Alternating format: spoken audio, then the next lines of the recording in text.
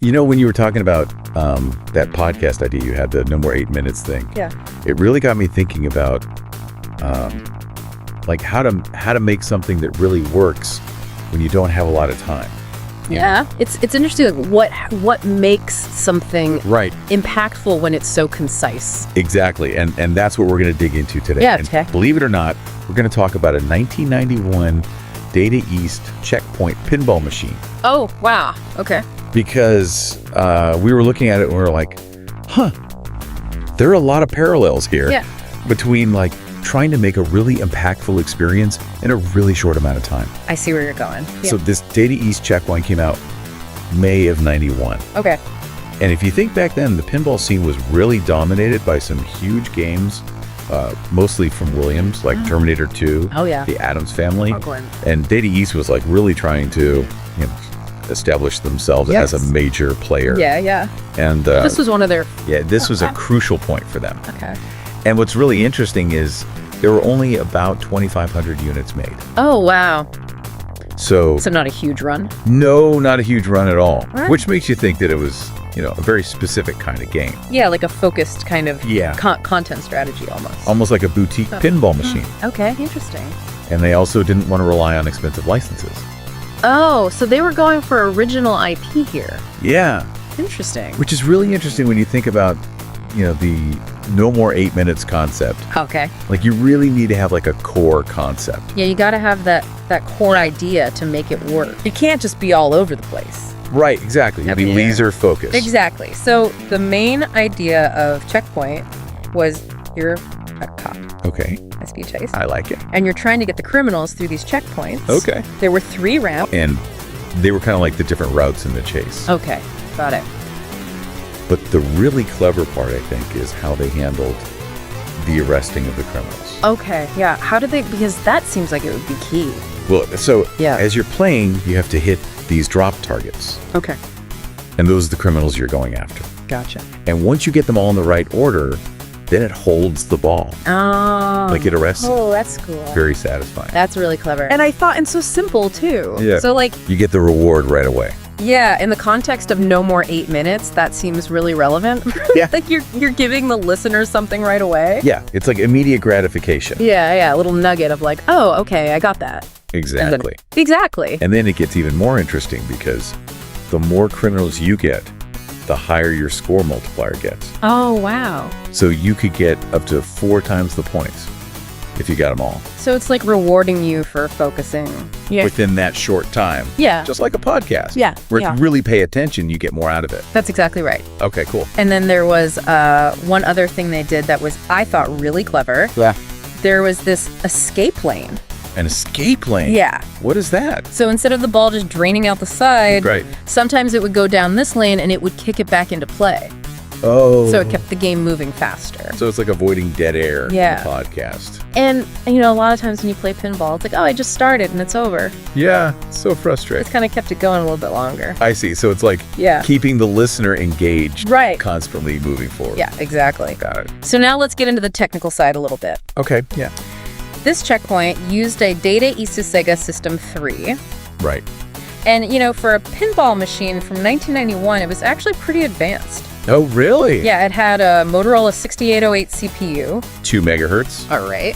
And it had a separate Motorola 6809 just for sound. Oh, wow. Dedicated sound chip. Yeah. That's cool. Also 2 megahertz. Huh. It had 32 kilobytes of ROM, 8 kilobytes of RAM, and a 16-segment alphanumeric display. Okay. Now, that might sound, A little archaic. well, archaic, Today's standard. but back then it was, pretty sophisticated. Yeah, sure. Especially the sound system. Okay. What was special about that? Well, it had digitized sound effects, Okay. music and speech. Oh, wow. So you've got the sirens, you've got the engine noises, you've got the cops saying stuff. So it's really immersive. Yeah. So even in a short format, Yeah. you can still deliver a rich experience. Exactly. It's about using the technology wisely. Right. Maximizing the impact. Right. Okay. And What else was interesting about it technically? one thing that they did was they had a really sophisticated diagnostic system. Oh, cool. Yeah. So easy to troubleshoot. Yeah, like if something went wrong, an operator could quickly figure out what it was and fix it. Oh, that's smart. And that's something to think about with your podcast idea, Yeah. Got to be able to Keep it running smoothly. keep it running smoothly and fix problems quickly. Yeah. And then the last thing I'll mention about the technical side Yeah. is it used about 60 light bulbs. Oh, wow. Yeah. Just for bling.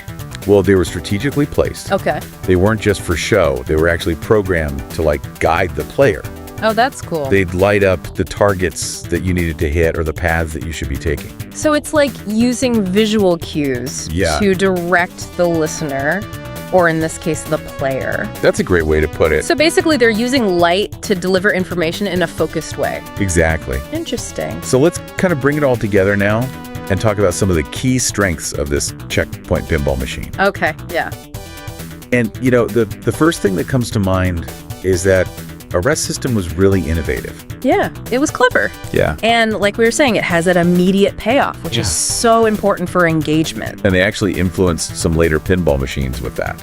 Oh, really? Yeah. So they had a lasting impact. Yeah, so it's like if you're making content, you really want to think about what's that core mechanic? Yeah, what's that thing that's going to make it memorable and Yeah. keep people coming back? Exactly. What about the overall design of the playfield? Well, it's really dynamic. Okay. The ramps, they kind of crisscross and they make the ball move in really interesting ways. So it keeps it interesting. Yeah, and it all happens in a pretty small space. Right, it's going to fit in that cabinet. Yeah. So it's like a short podcast. You got to make the most of that limited time. Keep the listener engaged without overwhelming them. Exactly. And that it also had a multi-ball feature. Oh, fun. Yeah. How many balls? Up to 3 balls in play at the same time. Okay. So it's like a burst of excitement, Yep. but it doesn't get too crazy. Right. It's still easy to follow. Okay, so it's like a concentrated dose Yeah. of engagement. Yeah, exactly. And what about theme? Well, the theme was really unique. Yeah. It was like this blend of high-speed racing and police action. Okay. And I think that helped it stand out. Right, it's got to have an identity, Yeah. especially if it's short. Right. It's got to grab you right away. It's got to have a hook. Yeah, exactly. And the soundtrack really added to that, too. Oh, yeah, what was the music like? It was like rock instrumental music Cool. and chase sound effects. Oh, so it's like really driving the action forward. Yeah, it really enhanced the feeling of urgency. Okay. And again, it's all happening within the time frame of a typical pinball game. Right, so it's like using sound design to really maximize the impact. Exactly. And I think one of the most impressive things about Checkpoint is that it managed to be both accessible for new players and challenging for experienced players. Yeah, it had that balance. And that's a tough thing to do. It is. Especially when you're working with a short format. Yeah, you don't want to dumb it down, but you don't want to make it too complicated either. Right, you want everybody to be able to enjoy it. Right. So what about the downsides? What were some of the common problems with these machines?